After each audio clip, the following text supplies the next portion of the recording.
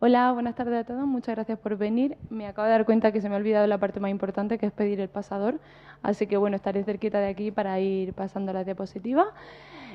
Bueno, yo soy Tomasa Rodrigo, vengo de BVA Research, el servicio de estudios del banco, y os voy a contar un poco las aplicabilidades que le hemos dado al uso de Big Data dentro del departamento. No va a ser una charla técnica porque el objetivo es mostrar aplicaciones de negocio, cosas que podemos hacer con los datos, cuál es el potencial de los datos, y para ello mostraremos pues distintas bases de datos que utilizamos, así como distintas metodologías que le aplicamos a estos datos para sacar conocimiento y para aportar valor dentro de negocio. He estructurado la presentación en 4 grandes bloques. En un principio, en la primera sección, lo que os contaré es qué hacemos en BVA Research, por qué lo hacemos y cómo lo hacemos. Luego mostraré algunas aplicabilidades dentro del ámbito geopolítico y la esfera social, y luego algunos índices de riesgo y económicos que hemos sacado con distintas bases de datos, y por último, un último proyecto en el que estamos involucrados, donde utilizamos técnicas de text mining y natural language processing para sacar información del texto y aplicarle análisis de sentimiento. Vale, en primer lugar, ¿por qué es importante para nosotros el uso del Big Data? Como sabéis, estamos en un mundo que está continuamente en cambio, donde tenemos miles de eventos sucediendo en tiempo real. Al final, el dato tradicional, la información tradicional con la que contábamos, no nos permitía cuantificar cómo evolucionaban estos eventos, cuál podría ser su impacto y, por tanto, saber cómo de importantes eran. Ejemplos de ello hay muchos. Por ejemplo, dentro de la esfera geopolítica teníamos la primavera árabe, en la zona de Oriente Medio y Norte de África, donde la inestabilidad social creció muchísimo. La sociedad se rebeló contra el Estado, contra el sistema, y no se ha vuelto a los niveles de estabilidad previos. Este evento no teníamos cómo cuantificarlo, cómo ver cómo este impacto se podía trasladar a la economía. Dentro del ámbito político, igualmente, pues tenemos procesos electorales que levantan ruido, tenemos el auge del populismo en Europa, o, por ejemplo, pues los impulsos independentistas, como es el caso ahora de Cataluña o como ha sido el caso del Brexit. Estos eventos sabemos que son importantes, que afectan, pero ¿cuánto afectan? ¿Cómo los cuantificamos? Y así, otro ejemplo muy llamativo de hechos que no podemos captar son, por ejemplo, los desastres naturales como un terremoto o las epidemias como fue el caso del ébola. Con ello, el uso del Big Data y técnicas de Data Science nos han permitido cuantificar todas estas tendencias difícilmente cuantificables hasta ahora, y con ello intentar comprender mejor cómo evoluciona el mundo, cómo evoluciona la sociedad, y complementar toda esta información en tiempo real con la información tradicional que ya manejábamos pues tanto economistas como investigadores, etcétera.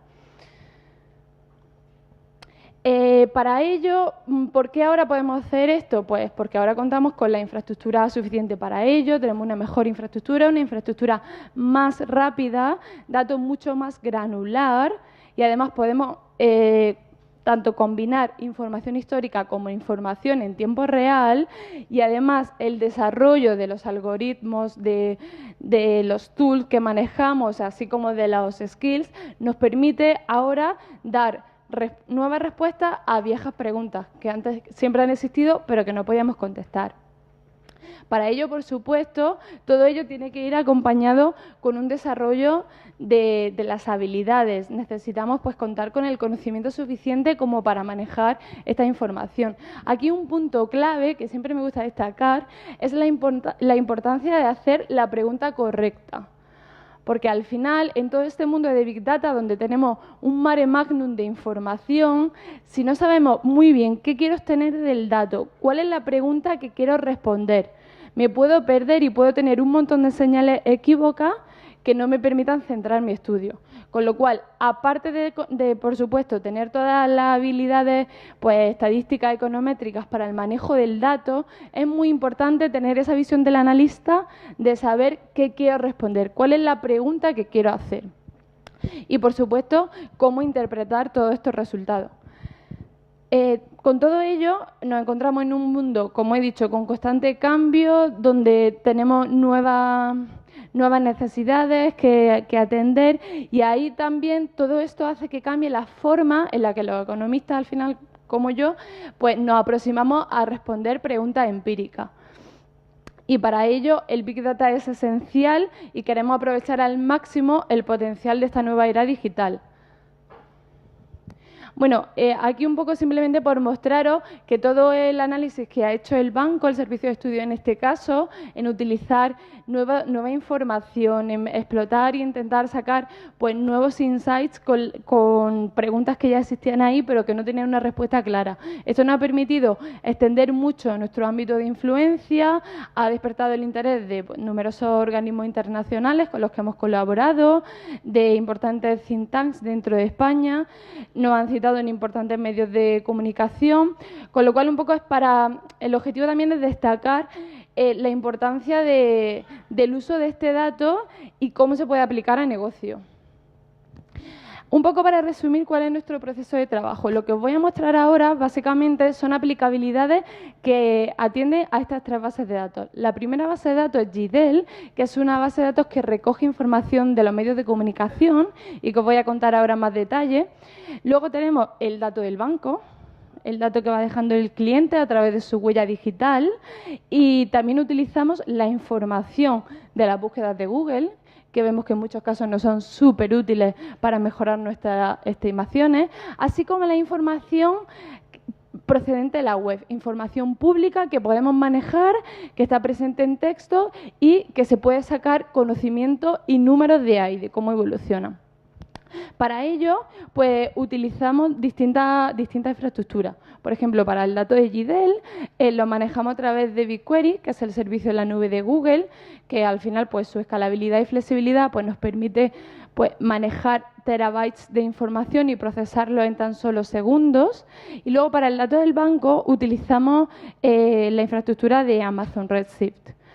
Y aquí lo importante, donde está el verdadero labor del analista, el labor que hacemos dentro del banco, es el limpiar, tratar y transformar toda esta información de manera que permita complementar el análisis tradicional que veníamos realizando y que, por tanto, nos aporte valor.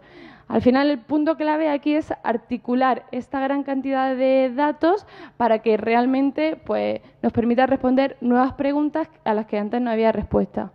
Y por último, también ponemos mucho énfasis en la parte de visualización, porque pensamos que no todo es hacer el análisis que hay detrás, sino mostrarlo de la forma más sencilla y clara posible, de forma que llegue a todo el público, no solamente al que entiende de esto, sino que llegue a todo el público, que todo el mundo pueda entender qué se saca de ese dato, aunque no sepa muy bien lo que hay detrás. Para ello, dentro del banco utilizamos distintas herramientas, como pueden ser CartoDB para la elaboración de mapas dinámicos, que ahora os voy a mostrar, Gephi para la elaboración de redes y networks y ver cómo se relacionan distintos temas, o la interfaz interactiva de Google Data Studio. Con todo ello, dentro del banco hemos elaborado un montón de informes distintos y una batería de productos que ahora voy a resumir y os voy a enseñar algunos de ellos. Si alguno después de la charla tiene curiosidad en cómo se ha podido sacar, alguna cuestión técnica a la que no voy a hacer mención para cubrir toda la presentación, estaré encantada de atenderos y que me comentéis y lo podamos discutir. Vale, dentro de la parte geopolítica, como os comentaba, aquí utilizamos una base de datos que para nosotros es clave. Esta base de datos es GDEL, que lo que hace es que recoge información de la prensa, radio, televisión y noticias online desde escala internacional a escala nacional, regional y local cada 15 minutos, ¿vale? Con lo cual nos proporciona una amplia cantidad de información georreferenciada desde 1979 hasta hoy, que se actualiza, como digo, casi en tiempo real, cada 15 minutos. Toda esta información, en un principio, esta base de datos estaba muy focalizada a la parte geopolítica y social, ¿vale? Sobre todo la parte que está desde 1979, pero desde 2015 ha ido ampliando mucho la taxonomía de términos que incluye, incluyendo cada vez más términos de índole económica, social, digital, etcétera. Todos los artículos en esta base de datos son traducidos en tiempo real al inglés, desde estos 65 idiomas, y son procesados utilizando una amplia cantidad de algoritmos que nos permiten identificar cientos de eventos, desde una protesta hasta una apelación de paz, miles de emociones, desde la ansiedad hasta la felicidad, a través del uso de diferentes diccionarios, millones de temas clasificados dentro de la taxonomía del Banco Mundial y dentro de una taxonomía propia de la base de datos, que van desde un tema de un ciberataque hasta un tema de una firma de un acuerdo comercial, por ejemplo. Todo ello más información sobre personas, organizaciones y lugares, con lo cual nos ayuda a monitorizar y a entender qué está pasando en el mundo de acuerdo a la prensa, a los medios de comunicación, que al final lo que captan es lo que hay en la calle, lo que refleja la sociedad, todo ello en tiempo real. Dentro de GIDEL, para el análisis de sentimiento, utilizan la típica aproximación del léxico, donde con más de 40 diccionarios sacan todas las palabras en el artículo que tienen una connotación positiva, aquellas que tienen una connotación negativa, y de ahí saca un tono medio del artículo. Pero además nos permite identificar más de 2.300 emociones por intensidad de emoción, que era lo que os comentaba antes de, por ejemplo, ansiedad, felicidad. Yo quiero ver cómo va evolucionando un determinado tema acerca de la felicidad que hay sobre ello en todo el mundo. Pues este diccionario te permite ir mucho más en detalle para tener una intensidad y no solamente un tono medio del artículo.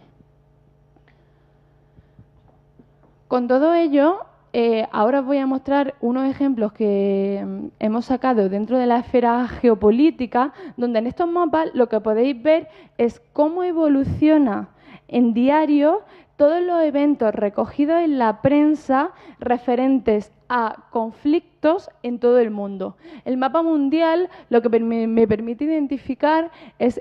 El mapa mundial, está en mensual desde 1979 y el mapa que tenemos siguiente de la zona de Oriente Medio está en diario en este año, que no sé por qué no se proyecta. A ver, vale, ahora. Entonces, en estos mapas lo que puedo ver, por ejemplo, el mapa mundial, en un simple vistazo me dice dónde se sitúan los principales puntos calientes del planeta, dónde tengo que focalizar la atención. Al final sabemos que la geopolítica es un elemento clave que se traslada a la economía, se traslada a los mercados, se traslada a la sociedad, y poder cuantificar dónde está este evento, cómo se puede contagiar en otra geografía, para nosotros es muy importante para saber cuál es el alcance de un determinado conflicto. Con ello, haciendo zoom en la zona de Oriente Medio, pues veo que realmente estos conflictos se sitúan en la zona de Siria e Irak, lógicamente, por la guerra que hay allí, en la zona de Yemen, en la zona de Afganistán, pero también veo que hay bastante ruido, bastante problema en la zona del Cáucaso, así como en la zona de los Balcanes, que como os podéis imaginar puede ser por el paso de los refugiados.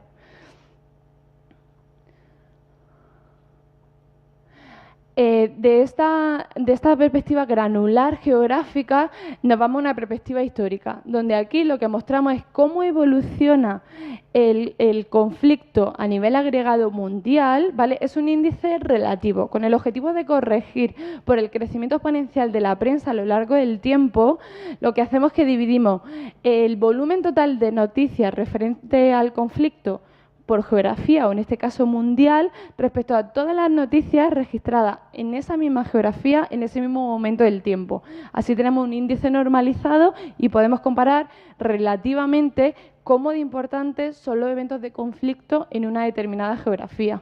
Como os digo, aquí podemos identificar cómo ha evolucionado a lo largo del tiempo, que vemos cómo desde los 80 hasta los 90 el conflicto tenía una tendencia decreciente, que a partir de ahí ha ido aumentando, y en este color map lo que mostramos es a nivel país cómo evolucionan estos índices de protesta y de inestabilidad social, y nos permite rápidamente identificar no solamente puntos calientes, sino efectos contagios dentro de la zona. Así, por ejemplo, en el primer cuadrante vemos que Occidente se encuentra hoy día bastante más calmada a como lo estaba en los años 80. Por otro lado, se ve muy bien toda la primavera árabe dentro de la zona de Oriente Medio y norte de África, donde vemos cómo se ha contagiado a otros países, vemos qué países tienen una situación más calmada hoy día y en cuál este nivel de inestabilidad aún no se ha corregido y tenemos que centrar la atención. Yendo ahora a un punto caliente que ha preocupado bastante en la zona de Europa y sobre todo pues, a nivel mundial y en Turquía, ha sido cómo han evolucionado el tema de los refugiados. En este mapita podéis ver cómo canalizamos la entrada con color naranja y la salida de refugiados con color rojo de acuerdo a la prensa, donde vemos muy bien que el éxodo se sitúa dentro de la zona de Oriente Medio por el avance del Estado Islámico y la inestabilidad en la región, cómo pasan por Turquía, que recoge el mayor grosso de refugiados, y cómo se dirigen hacia la zona de Europa Central con su paso por los Balcanes. Y aquí vemos que España, pues, no parece ser un problema, no es entre los destinos más afectados por este éxodo rural, como si lo puede ser Grecia, como si lo puede ser Italia. Por otro lado, otro punto conflictivo donde tenemos que centrar la atención ha sido el aumento de las tensiones en Corea del Norte. Nuestro indicador lo que nos permitió es, antes de que se levantara todo el boom de ruido por las tensiones con Estados Unidos y Corea del Norte, este indicador nos mostraba que algo estaba pasando, porque sus valores estaban superando a la media mundial, que es el área que veis en gris, que no venía sucediendo anteriormente. Con lo cual, toda esta información nos sirve para tener un indicador de alerta temprana, identificar dónde puede haber un problema y al final, pues, un poco estar alerta de qué puede pasar. El tema de Corea del Norte, que es un tema que nos ha preocupado mucho, lo hemos seguido más de cerca y hemos entrado en detalle en él. Y hemos dicho, vale, ya veo que Corea del Norte es un tema conflictivo, un tema que preocupa, pero quiero ver exactamente qué se comenta. De aquí, de acuerdo a la prensa, podemos identificar cuáles son los principales temas que aparecen reflejados cuando se habla de Corea del Norte y cuál es la relación entre estos temas de acuerdo a su concurrencia dentro de un mismo artículo. Así, por ejemplo, ambos gráficos muestran esta distribución dentro de temas. Aquí podemos ver cómo se distribuyen de acuerdo a su concurrencia dentro del artículo y aquí podemos ver la evolución temporal de cada uno de estos temas más importantes, o sea, los que tienen una mayor cobertura mediática, de acuerdo a su aparición dentro de Corea del Norte. Y vemos como temas relacionados con conflicto, violencia, preocupación por guerra nuclear, son los temas que han ido ganando importancia. Todo eso se ve, sobre todo en el color map, si lo veis, pues al final, desde la segunda mitad de 2016, los colores más oscuros indican una mayor cobertura mediática. Vemos que son temas que importan más. Y dentro del network y de las redes, lo que podemos ver es como cuando se habla al final de líder, pues cada vez está más relacionado con el tema de crisis, con el tema de conflicto y violencia, con lo cual esto te permite identificar, sobre todo para tener una perspectiva de la evolución, dónde estamos, cómo estábamos y cómo se podría avanzar, modelizando esto en una siguiente fase. Igualmente, utilizando el análisis relacional y geográfico, otro tema que hemos monitorizado dentro del banco ha sido la desaceleración económica de China. Es un tema que importa mucho porque, de acuerdo al comercio internacional, estamos cada vez más interconectados y esta desaceleración, ¿cómo se podía plasmar en el resto de economías? Para ello, el análisis de network nos permitió identificar cuáles eran los principales países que aparecían más relacionados con esta desaceleración económica de China y así, por ejemplo, tenemos distintos clústeres de acuerdo a temas parecidos en los que se relacionan con China. Por ejemplo, el clúster principal, que sería el grueso de países más afectados, está compuesto por Estados Unidos, por Reino Unido, por Japón, por India, que son los principales socios comerciales y financieros de China. Esto aquí me gustaría destacar que no solamente el dibujo de tener una perspectiva de cómo evolucionan, sino que estas interconexiones, esta matriz de interconexiones, a nosotros lo que nos da es cuál es el mecanismo de transmisión de shocks ante un determinado evento y cuáles pueden ser los países afectados y en qué magnitud. ¿Vale? Y vemos precisamente cómo lo que sale en el network se corresponde con el mapa geográfico, donde vemos que las zonas más marcadas por este mapa de calor precisamente son las zonas de UK, US, India, etcétera. Siguiendo con este tema de las relaciones comerciales, estamos en un momento económico donde el comercio internacional y las relaciones parece que se han frenado y hay un auge de medidas proteccionistas.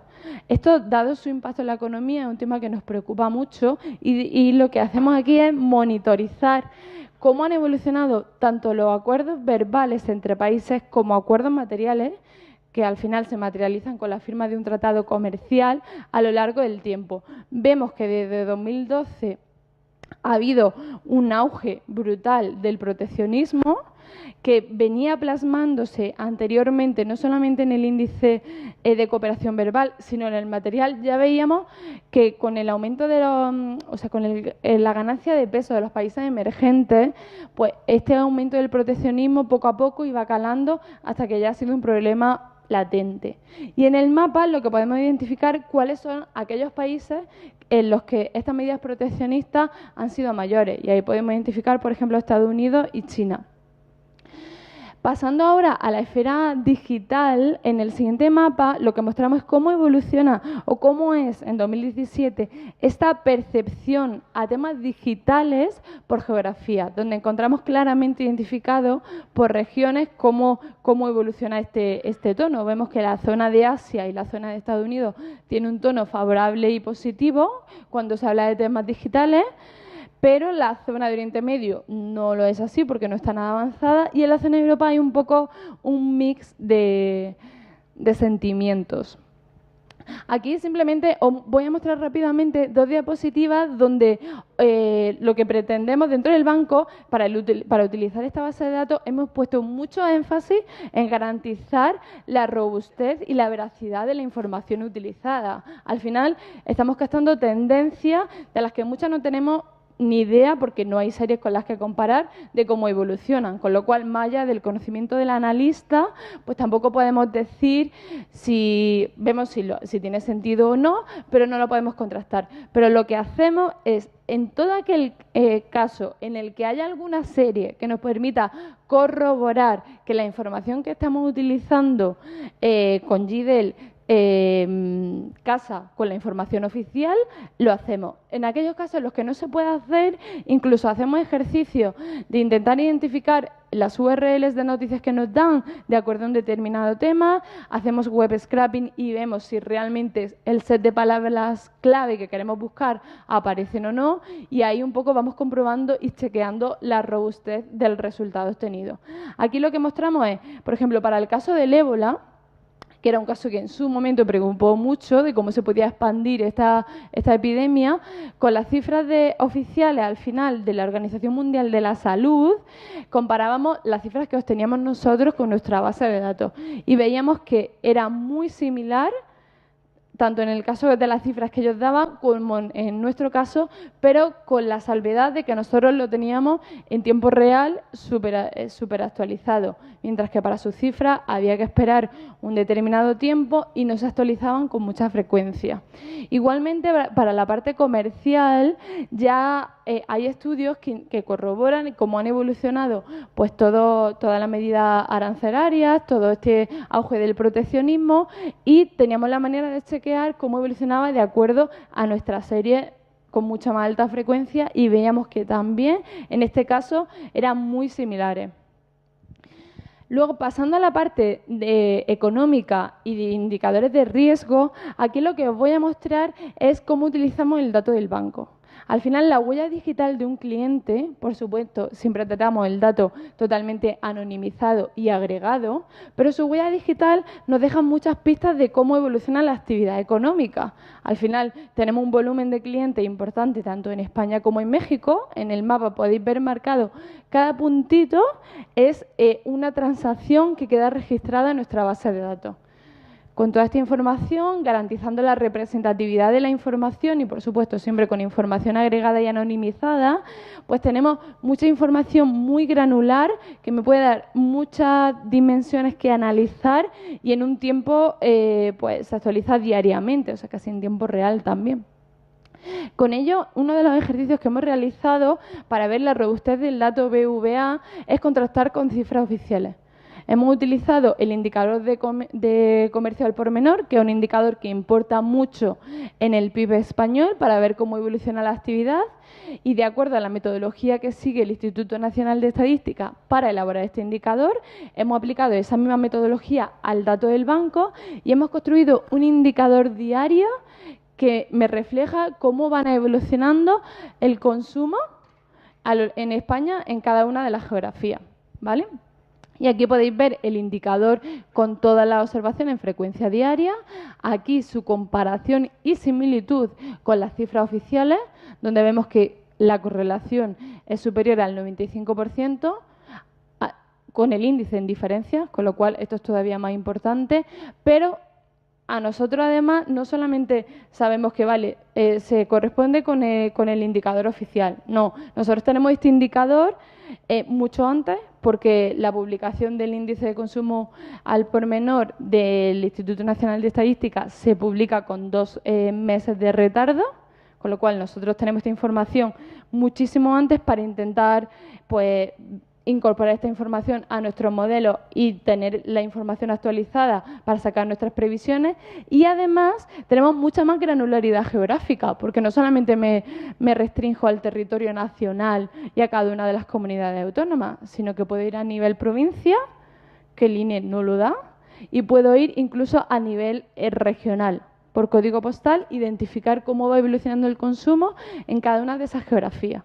Y no solamente gano mayor frecuencia, mayor granularidad geográfica, sino que además tengo información sectorial de cómo evoluciona este consumo por sectores, cómo evoluciona en moda, cómo evoluciona en turismo, cómo evoluciona en ocio, que el indicador oficial tampoco me lo da. Con lo cual, en ejemplos como este es donde se destaca la importancia del dato, el potencial del dato. Ya nos permite ir mucho más allá, siempre y cuando se le aplique una metodología adecuada, un análisis adecuado y seamos robustos en tratar esta información.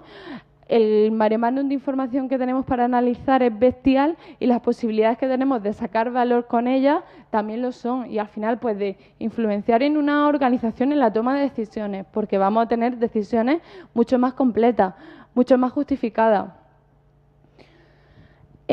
Por otro lado, con la base de datos de Google, otro ejemplo que os voy a mostrar es cómo las búsquedas que hacemos hacia un determinado tema, como pueden ser temas de salud, temas... Por supuesto, yo sé que esto puede ser un poco complicado, esto es totalmente anonimizado y agregado. O sea, aquí no se sabe qué hace cada persona en particular, sino el conjunto, ¿vale? Las búsquedas que podemos hacer relacionadas con turismo, que es uno de los ejemplos que nosotros hemos hecho en el banco. Ver cómo las búsquedas que se hacen sobre destinos turísticos nos pueden adelantar el turismo que vamos a tener nosotros. Sabemos que el turismo al final es el motor de nuestra economía. Poder identificar cómo evolucionan estas tendencias mucho antes de lo que nos dice la cifra oficial, a nosotros también nos permite adelantarnos y adecuar mucho mejor nuestra oferta y con ello mejorar y avanzar. Aquí, sacando este indicador de búsqueda de turismo y comparándolo con la cifra oficial, lo que veis es que son muy similares, siguen el mismo patrón estacional, pero ¿qué pasa? Que el indicador de búsquedas se adelanta en 2 meses. Con lo cual, para mí eso es clave, para meterlo en indicadores y obtener proyecciones de cómo va a evolucionar el turismo antes que el dato oficial me lo pueda decir, que además es un dato oficial que proviene de encuestas. Este dato no es encuesta, este dato es información real de lo que está pasando. Y pasando ahora también a la esfera de análisis de sentimiento, y utilizando la base de datos que comentaba antes de los medios de comunicación, no solamente pues puedo monitorizar tendencias geopolíticas, eventos o puntos calientes que puedan surgir en un determinado momento del tiempo, sino que además una de las aplicabilidades que le damos es complementar la información oficial, el dato duro que tenemos, con esta información de sentimiento que al final pues te capta otra dimensión que no tiene en el dato oficial, y es la información de la calle, la información de cómo la sociedad se toma determinados temas. En el caso de China, este indicador que hemos publicado y que hemos presentado en el Banco de Inglaterra hace una semana, lo que mostramos es cómo, de acuerdo a los principales temas de vulnerabilidad dentro de China, hacemos un monitoreo exhaustivo a todos los temas que pueden estar relacionados y cogemos más de 50 temas relacionados y los monitorizamos en frecuencia diaria y vemos cómo todos estos temas pueden aportar valor a la información oficial que hay. Con ello construimos un indicador como el siguiente, donde vemos cómo va evolucionando el sentimiento que hay hacia la vulnerabilidad, si es más preocupante o menos preocupante, y con esta cuantificación trasladamos estos valores a nuestros modelos. Vemos cómo dentro de nuestros modelos impactan estas cifras. Y por último, que creo que voy bien de tiempo, sí, os voy a comentar el último proyecto en el que estamos inmersos, que es analizar información de texto procedente de la web.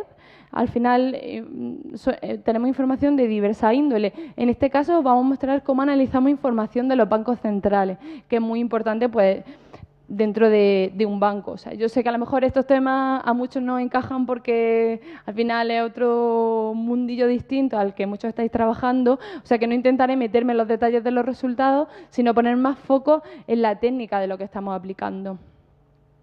Aquí lo que hacemos es precisamente eso, utilizando técnicas de análisis de texto, de text mining y análisis de sentimiento. Cogemos información de los bancos centrales, por ejemplo, y sacamos todo ese raw data, le aplicamos distintas técnicas, como puede ser dentro del preprocessing del dato, pues le aplicamos la tokenización, la limpieza del dato, eliminamos pues stop words, y con toda esta información al final nosotros componemos un corpus donde intento trasladar ese texto a número y ver cómo este número pues va evolucionando. Para ello aplicamos topic analysis, es decir, el modelado de temas, donde utilizamos distintos algoritmos como el latent dirichlet, que lo que me permite es sacar, utilizando una aproximación bayesiana, donde veo cuál es la probabilidad, de acuerdo a la distribución de palabras en el texto, cuál es la probabilidad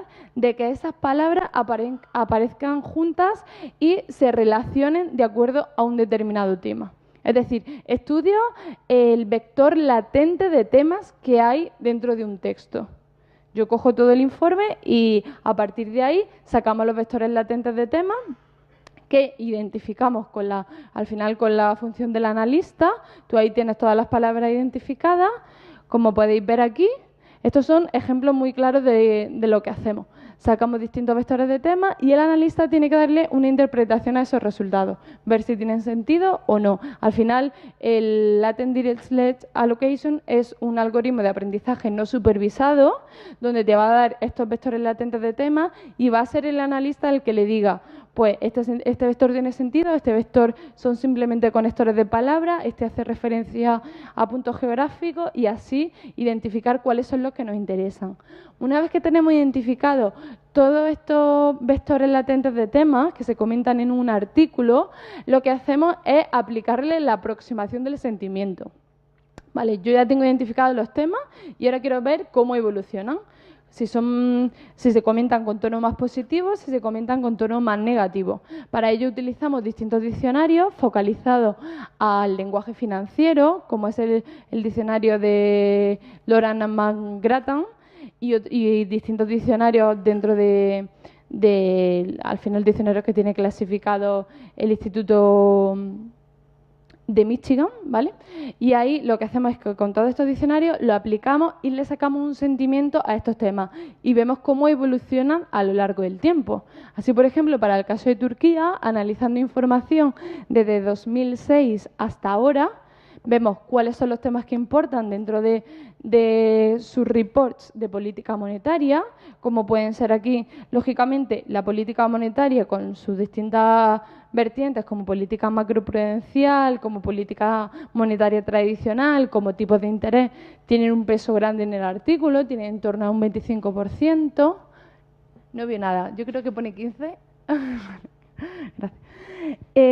Luego, por otro lado, vemos como los temas de actividad también son temas que tienen mucha relevancia, que se comenta mucho cómo evoluciona esta actividad y temas igualmente de labor market, de inflación, etcétera. Aquí lo que mostramos simplemente es peso de estos temas dentro del artículo, ¿vale? No mostramos sentimientos, simplemente cómo de importantes son estos temas a lo largo del tiempo dentro de cada uno de estos artículos. Y si nos centramos en política monetaria, pues vemos momentos clave en el tiempo, como pueden ser estos puntos de aquí, donde hubo subidas importantes de tipo, que han marcado un punto muy importante a seguir dentro del Banco Central y que este algoritmo de aprendizaje no supervisado, sin conocer nada de la historia de Turquía, veo que me está dando la respuesta. O sea, lo que veo es que el dato en sí me está hablando y me está contando la historia de lo que pasa.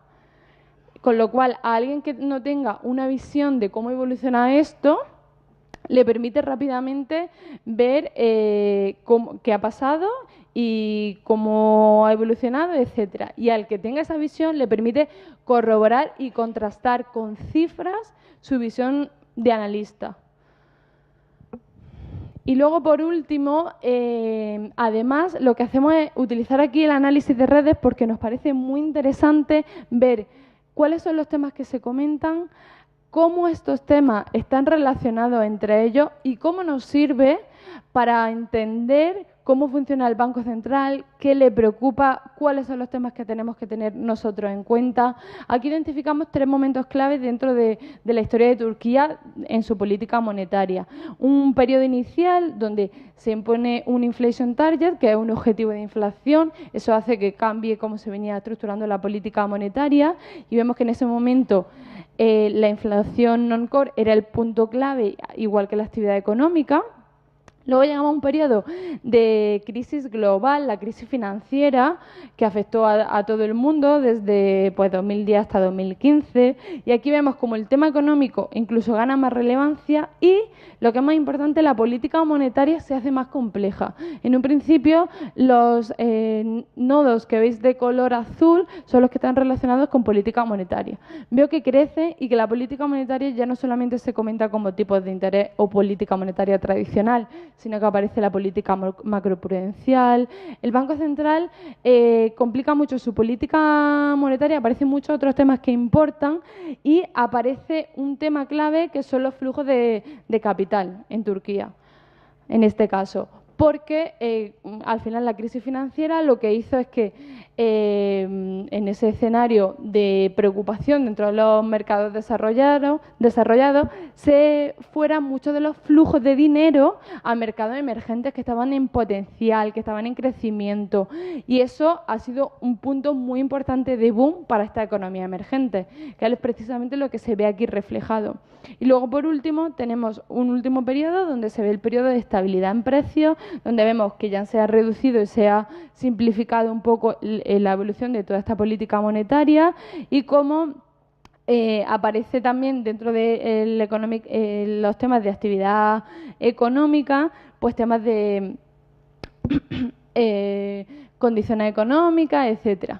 Con lo cual, con esto yo ya acabo porque simplemente quería mostraros un poco todo lo que hacemos y el objetivo de la charla, que es lo que pretendo transmitiros, es pues que veáis todas las aplicaciones que se pueden hacer con el dato, la importancia del dato y la importancia de nosotros pues ser un poco proactivos, saber que el mundo está cambiando, tenemos que estar en constante cambio y con ello intentar adaptar pues todas las herramientas que tenemos, tanto metodológicas como de información, como de ideas que nos pueden surgir para intentar monitorizar qué está pasando. Al final, ese espíritu de cambio, ese espíritu de intentar indagar en nuevas metodologías, en nuevos datos, va a ser lo que nos permita avanzar, lo que nos permita conocer cómo va a evolucionar el mundo y responder a nuevas preguntas que se nos quedamos estancados. Y el banco, en un proceso en el que está ahora de transformación digital, está inmerso en ello, en intentar apostar por gente que al final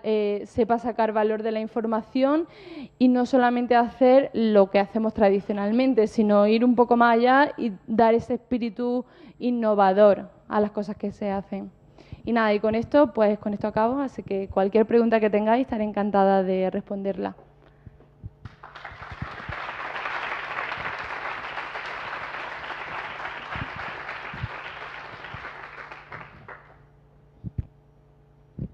¿Qué pasó? Ay, no. ¿Qué pasó por si...? Vale. Buenas. Bueno, me ha gustado mucho la charla y la cantidad de información que se es capaz de extrapolar a partir de los datos. Entonces, yo tengo una curiosidad y es, has hablado de un montón de indicadores que están definidos un poco, o sea, aquí parece que están definidos como que, bueno, que nos ha salido esto a partir de los datos, pero ¿quién decide esos indicadores? ¿Quién toma la decisión de decir vamos a fijarnos en este cierto aspecto o vamos a ver de qué forma son las emociones están afectando a la economía? O sea, ¿quién define esos indicadores que luego van a servir para tomar decisiones para vosotros? Gracias. Muchas gracias. Claro, es un punto clave que yo intentaba transmitir, porque aquí, bueno, ahora he mostrado una batería enorme de productos que parece que salen aquí como churros, pero la verdad es que llevamos en esto trabajando 3 años y muchos de estos indicadores llevan tiempo, lo que hacemos es que los actualizamos y los tenemos monitorizados, pero cada uno de ellos ha llevado su tiempo analizarlo, las redes no han llevado mucho tiempo sacar esos clústeres de temas que pueden tener sentido, con lo cual cada punto en sí lleva un montón de tiempo, o sea que al final sí que hay mucho análisis detrás. Y es muy importante pues saber focalizar al final en qué quiero responder, en qué importa, porque es verdad, puedes construir indicadores, millones de indicadores. Al final, pues todos vosotros, quien sea un desarrollador, pues tiene toda la habilidad para intentar sacar cualquier indicador, pero si no sabe la utilidad que le puede dar ese indicador, no sirve de nada. Es el punto clave. Aquí por eso nosotros estamos muy en contacto, pues, tanto con dentro del banco por nuestra visión de analista de todo lo que analizamos desde un punto de vista económico, como lo que pide la alta dirección, como dentro del departamento de estrategia, hacia dónde nos queremos dirigir, cuáles son pues aquellos países objetivos, aquellos puntos clave, así como aquellas tendencias que nosotros vamos identificando que pueden tener un impacto en la economía, que al final es nuestro background y donde nosotros pues aportamos el mayor valor, intentamos identificar todo eso y en función de eso decir, vale, ¿cuál es la mejor forma de canalizarlo? ¿Con qué información puedo contar? Y ahí ser innovadores de decir, no solamente voy a contar con la información tradicional, sino que voy a utilizar el dato micro del banco para intentar complementar esta información tradicional y fuentes de datos externas como la fuente esta que utilizamos de la prensa. Pero, por supuesto, el objetivo aquí es tener muy bien identificado cuál es la pregunta que quieres responder, cuál es al final el analista tiene que tener esa visión estratégica, esa visión de negocio, esa visión de qué está pasando y en función de ello plantear preguntas concretas que quiera responder y apoyarse en datos. Al final lo que pretendemos es ser un poco una compañía data-driven, pero que lo que lleve al dato sea la pregunta, no al revés. O sea que en ese sentido estamos muy interconectados con todas las unidades de negocio, unidades estratégicas que puedan tener interés y cosas que necesiten medir que no sepan cómo medirlo y ahí es donde nosotros buscamos alternativas.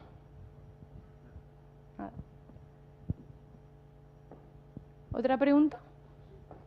Ay, bueno, como los datos en general vienen de Internet, ¿hasta qué punto algún factor puede generar esta información con un montón de robots o lo que sea y puede influir? en estos resultados? Si hay algún filtro, ¿cómo se hace?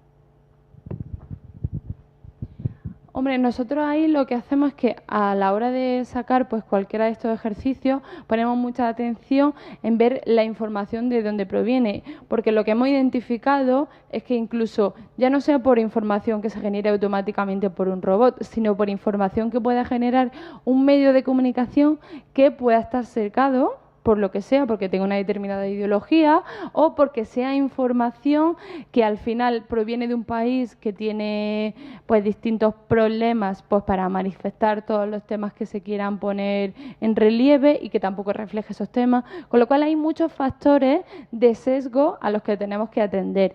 Lo que hemos visto es que en esta base de datos, que pues, al final el volumen de información que tiene es enorme y la heterogeneidad de fuentes de información también, no hemos visto que haya un problema. Al final lo de los robots me pilla un poco porque, porque no es una cosa que tengamos totalmente testada. Lo que sí hemos testado mucho es la importancia de distintas fuentes de información, de cómo pueden secar esta información y si el indicador final puede estar secado o no.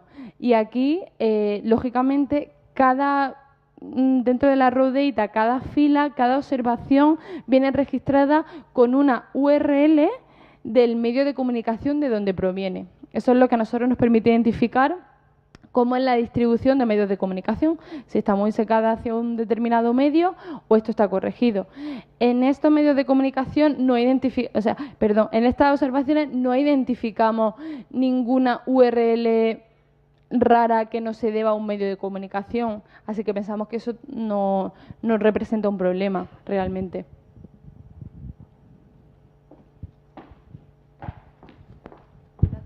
Cuando has hablado antes de información georreferenciada, tengo la duda si lo que georreferenciáis es la ubicación que aparece en la noticia, o sea, por ejemplo, noticias hablando de Barcelona, por hablar del tema reciente, o noticias que se producen en medios de Barcelona hablando de lo que sea. Buen punto, gracias. Pues lo que referenciamos es el punto que aparece dentro de la noticia. O sea, al final tiene un algoritmo que lo que te permite es cuando encuentra un determinado punto, una localidad, un país, etcétera, te lo georreferencia con latitud y longitud, pero es dentro del cuerpo del artículo. O sea, quitamos la parte inicial donde se comenta pues el autor, el lugar donde está el medio de comunicación, eso se queda fuera. Con lo cual, hacemos un monitoreo a el punto georreferenciado de la noticia. Ahí me lo pone más complicado.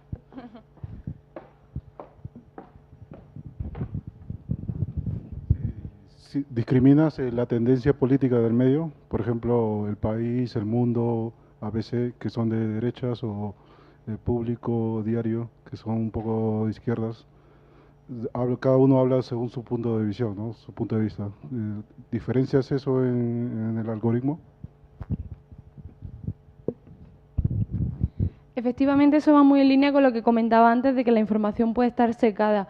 Aquí nosotros lo que vemos es que depende en caso concreto. Por ejemplo, si hacemos un indicador para España, donde pregunto por fuentes nacionales, es muy importante tener en cuenta cómo es la distribución entre estos medios nacionales. Si quiero buscar un indicador del sentimiento de España utilizando toda la información que hay en la prensa, tanto nacional como internacional, lo que veo es que esa ideología no es un problema, porque al final queda tapada, el caso de El Mundo o El País va a ser un outlier, queda tapada por el grosso total de esta ingente cantidad de información heterogénea que tengo, que realmente lo que me refleja es lo que está pasando.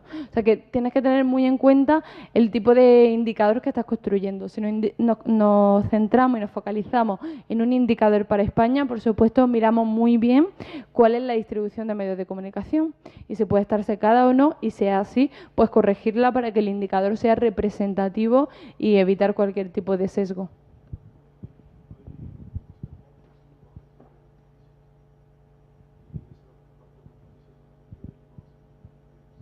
Claro, en ese caso Efectivamente, hay agencias como por ejemplo Reuters que te va recogiendo todas las noticias y te las captan.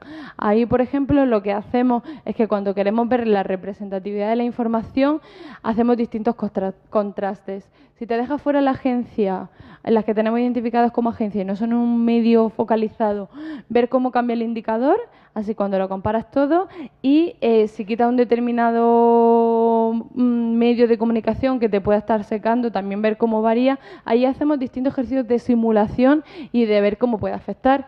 Incluso es que esta información es información valiosa, de decir, pues mira, si tengo todo en cuenta, toda esta información, el indicador me da este sentido, y si lo incluyo todo o lo limpio o tal, me da otro sentido. Eso también al final a nosotros nos aporta valor, pero sí que lo tenemos muy en cuenta y tenemos cuidado para ver cómo eso puede al final afectar. ¿Alguna pregunta más? Bueno, pues nada, muchísimas gracias y con cualquier cosa, si queréis escribirme, ahí está mi contacto. Gracias.